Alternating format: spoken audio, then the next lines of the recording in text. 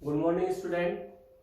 बेटा आज हम बीएससी थर्ड ईयर जो है उसका पेपर स्टार्ट कर रखा था कोर डेटा, और कल हमने कोर डेटा जो है उसकी दैहिक कोर डेटा में जो हड़मानिया आता है उस हड़मानिया जो है उसकी दैहिक संरचना पढ़ी थी कि उसकी दैहिक संरचना कैसी है। उसके बाद हड़मानिया की दैहिक संरचना में हमने पढ़ा था कि उसकी वास्तविक देह और पाद जो किसके बने होते हैं, टेस्ट के बने होते हैं, चोल के बने होते हैं। अब इस लेक्चर में हम पढ़ेंगे कि स्ट्रक्चर ऑफ टेस्ट, यानी जो टेस्ट जो चोल जो है उसकी संरचना कैसी होती है। देखिए बेटा, सबसे पहले जो बात है कि हड़मानिया का जो टेस्ट होता है ये ट्यूनिसिन नामक सेल्यूलोज से निर्मित होता है। ये अच्छे से याद रखना है अपने को, कई बार क्वेश्चन भी पूछा गया है हड़मानिया का टेस्ट किस रासायनिक पदार्थ का बना होता है, और वो क्या है, ट्यूनिसिन नामक सेल्यूलोज जो है उससे निर्मित होता है हड़मानिया का टेस्ट। ठीक है, और ये हड़मानिया के टेस्ट की जो संरचना है, और हड़मानिया का जो टेस्ट जो ट्यूनिसिन नामक सेल्यूलोज से बना है, इसके अंदर जो पदार्थ भरा रहता है वो पदार्थ मैट्रिक्स कहलाता है। हड़मानिया का टेस्ट किसका बना है, ट्यूनिसिन नामक सेल्यूलोज से निर्मित होता है, और टेस्ट के अंदर जो पदार्थ भरा रहता है वो पदार्थ क्या कहलाता है, मैट्रिक्स अधात्री कहलाता है। ठीक है, अब इस मैट्रिक्स में अनेक संरचनाएं पाई जाती हैं, वो संरचनाएं हम पढ़ेंगे कि हड़मानिया के टेस्ट का जो मैट्रिक्स है उसमें कौन कौन सी संरचनाएं पाई जाती हैं। ठीक है, जिसमें हम पहली संरचना लेते हैं ब्लड वेसल्स, रक्त वाहिनियां। देखिए बेटा, हड़मानिया का जो टेस्ट होता है इस टेस्ट में रक्त वाहिनियों का जाल पाया जाता है। पढ़ा था, पहले भी बताया था कि हड़मानिया का जो टेस्ट होता है उसमें रक्त वाहिनियों का क्या मिलता है, जाल। साथ में रक्त वाहिनियों का जो अंतिम सिरा होता है, ये अंतिम सिरा जो होता है ये फूला हुआ होता है, और ये फूला हुआ भाग एम्पुला कहलाता है। हड़मानिया के टेस्ट में उपस्थित रक्त वाहिनियां जो है उनके अंतिम सिरे फूले हुए होते हैं, जो क्या कहलाते हैं, एम्पुला कहलाते हैं। एम्पुला जो है इसकी बाह्य सतह पर, एम्पुला जो है इसकी जो बाह्य सतह जो होती है, इस बाह्य सतह पर लाल वर्णक युक्त कोशिकाएं पाई जाती हैं।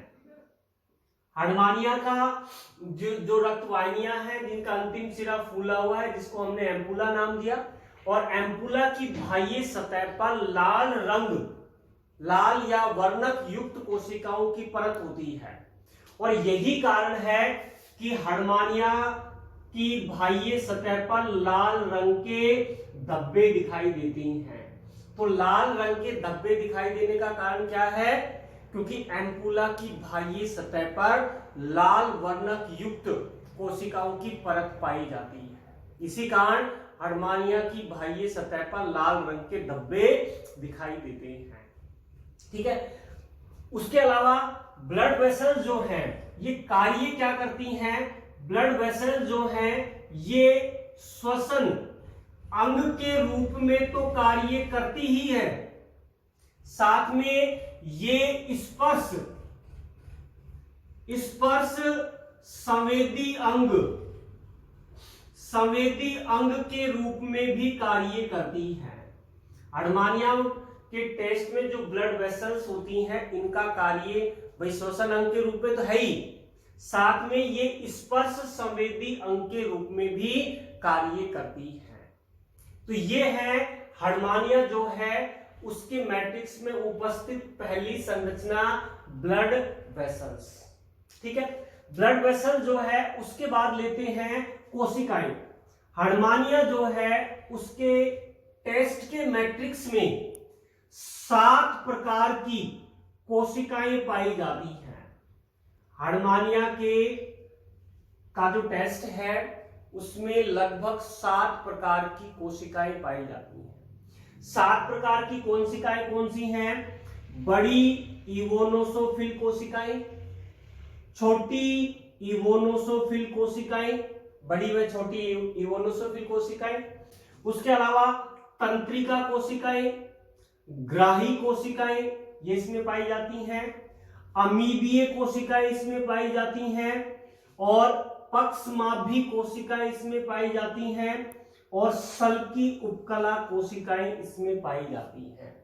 ये 7 प्रकार की कोशिकाएं हर्मानिया के टेस्ट के मैट्रिक्स में उपस्थित होती है।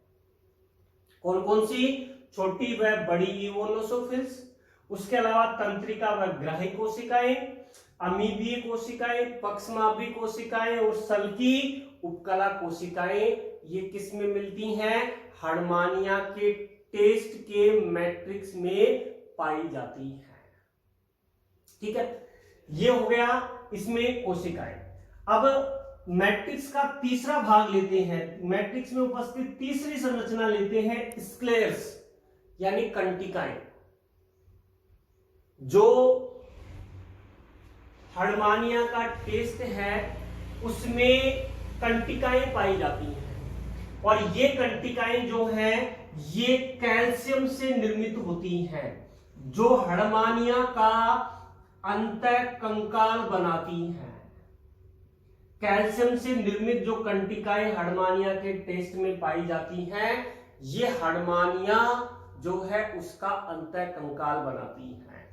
ठीक है, साथ में ये कंटिकाएं जो है हर्मानिया का जो टेस्ट और मेंटल जो है इसको आपस में जोड़े रखती हैं। कंटिकाएं जो हर्मानिया का अंतःकंकाल बना रही हैं, ये हर्मानिया के टेस्ट को और मेंटल जो है उसको आपस में जोड़े रखती है। ठीक है, अब हर्मानिया में जो कंटिकाएं पाई जाती हैं उनमें निश्चित स्थानों पर वलय पाई जाती हैं। निश्चित स्थानों पर क्या मिलती हैं? वलय पाई जाती हैं, और इन वलय से सूक्ष्म कंटिकाएं निकली रहती हैं। इन वलय से भी क्या निकली रहती हैं? सूक्ष्म कंटिकाएं जो हैं ये निकली रहती हैं। ठीक है, और हर्मानिया में जो कंटिकाएं पाई जाती हैं ये 2 प्रकार की होती हैं। एक तो माइक्रोस्क्लेयर्स लघु कंटिकाएं, और दूसरी क्या है? मेगास्क्लेयर्स यानी दीर्घ कंटिकाएं। 2 प्रकार की कंटिकाएं हैं, माइक्रो और मेगास्क्लेयर्स या लघु व दीर्घ कंटिकाएं इसमें पाई जाती हैं। ठीक है बेटा, अब देखिए लघु और दीर्घ कंटिकाएं कौन कौन सी हैं और उनके कार्य क्या हैं, और ये टेस्ट में कहां कहां उपस्थित होती हैं। ठीक है बेटा, जिसमें हम सबसे पहले लेते हैं माइक्रो यानी लघु कंटिकाएं। लघु कंटिकाएं, देखिए बेटा नाम से ही पता लग रहा है कि ये कंटिकाएं आकार में छोटी होती है, और इनका जो आकार होता है वो संभवतः जो है वो 20 से लेकर 40 माइक्रोन मीटर होता है। 20 से लेकर 40 माइक्रोन मीटर की ये होती है। ठीक है,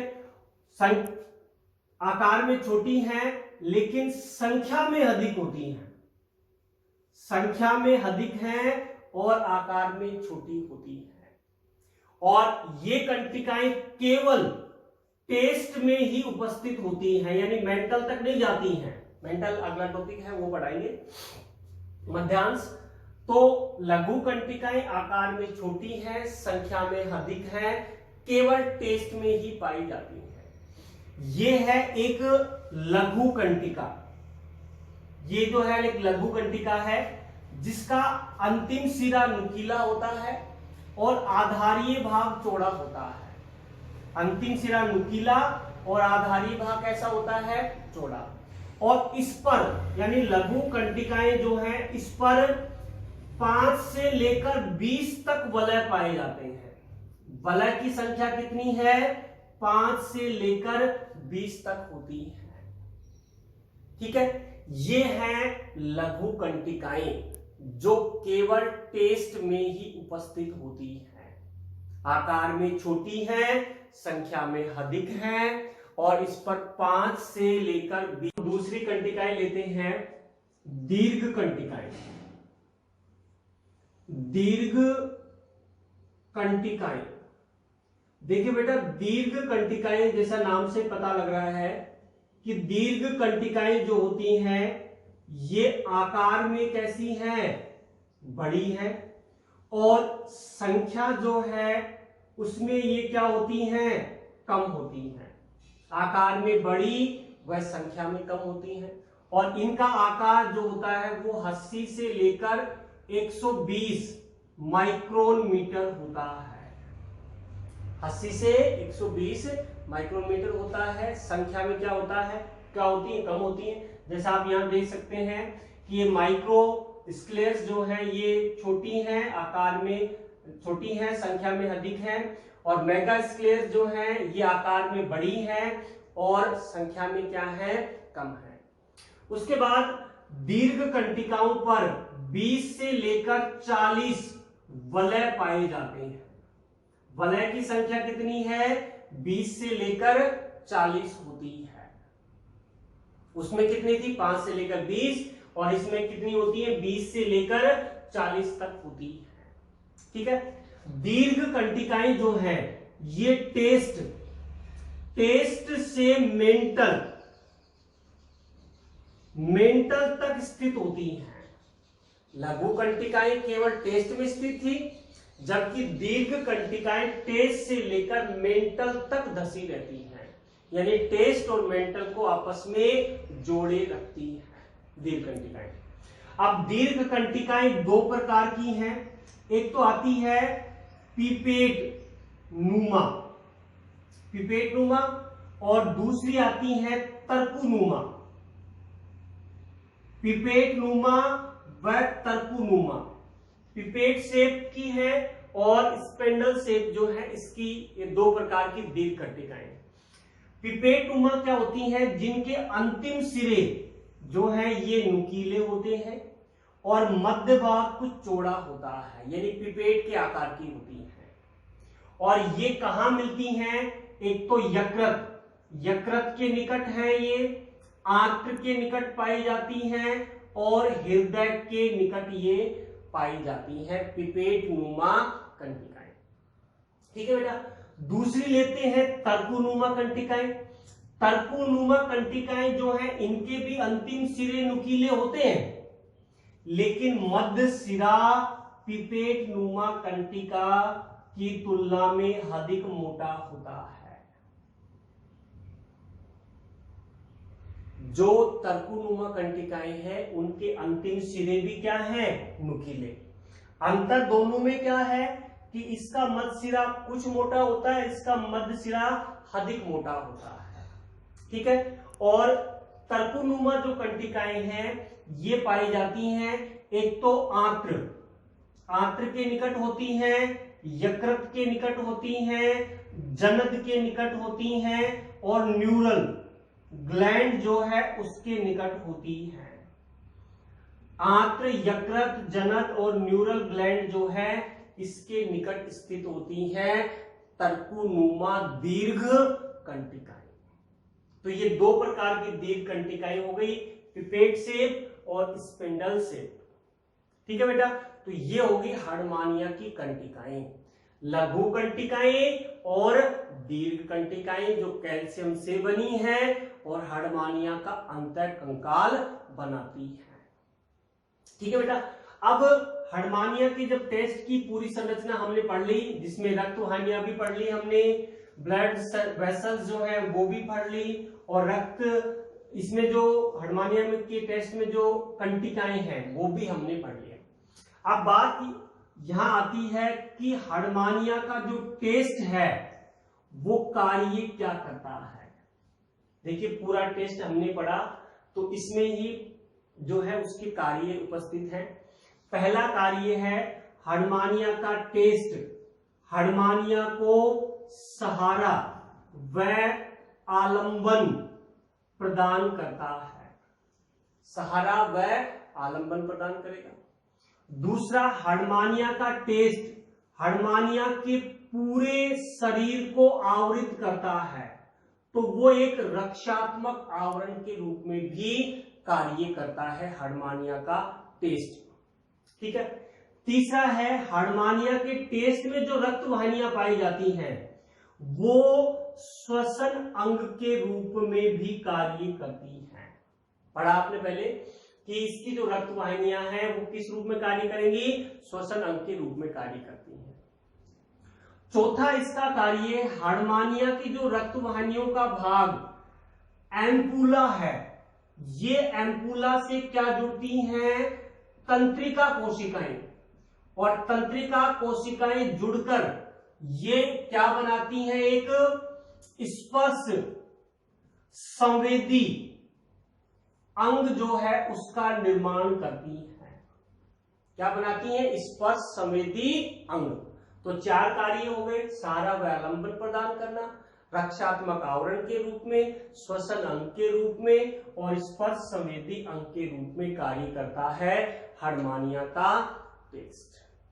तो ये हो गया बेटा हार्डमानिया के टेस्ट जो है उसकी संरचना। एक बार मैं वापस थोड़ा रिपीट कर देता हूं, एक बार, बहुत अच्छा क्वेश्चन है ये, एक शॉर्ट नोट के रूप में, हार्डमानिया के टेस्ट की संरचना या हार्डमानिया की कंटिकाएं। ठीक है। तो बेटा हार्डमानिया का टेस्ट किसका बना है, ट्यूनिसिन नामक रासायनिक पदार्थ का बना होता है। अंदर जो पदार्थ भरा हुआ है मैट्रिक्स कहलाएगा।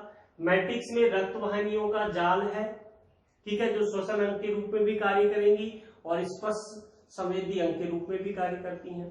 साथ में इसमें 7 प्रकार की कोशिकाएं मैट्रिक्स में मिलती हैं और कंटिकाएं मिलती हैं जो अंतःकंकाल बनाएंगी, कैल्शियम से बनी हैं, लघु कंटिकाएं हैं और दीर्घ कंटिकाएं। लघु कंटिकाएं केवल टेस्ट तक सीमित है और दीर्घ कंटिकाएं टेस्ट से लेकर मेंटल तक धसी रहती हैं, जो 2 प्रकार की है, पिपेट नुमा और टर्कू नुमा। आज के लिए बेटा इतना ही, थैंक यू।